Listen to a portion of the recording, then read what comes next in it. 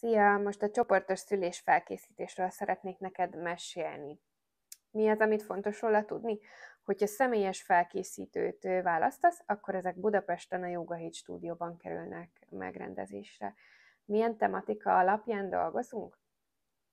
Az első és legfontosabb passzus, ez a kórházi táskának az összepakolása, de ez nem a standard, hanem ami tényleg téged támogat a kórházi napok alatt.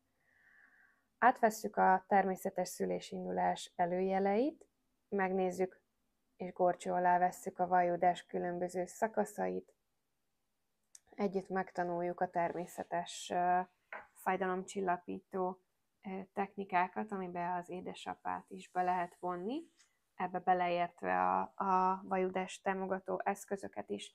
Beszélünk a gyógyszeres fájdalomcsillapításról, átbeszéljük, hogy milyen a hüvei szülés, mire lehet számítani császármetszés esetén, hogyan zajlik egy aranyóra, mi az a késleltetett köldögzsinór ellátás, mi az a biológiai norma, hogyan viselkedik egy csecsemő az első pár napban, vagy az első hetekben, hónapokban, mire lehet számítani a gyermekágyas időszakban.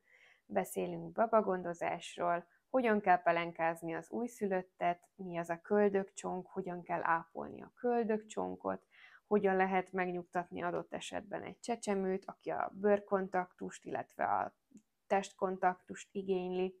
Azt, hogy hogyan tudtok elindulni a szoptatás útján.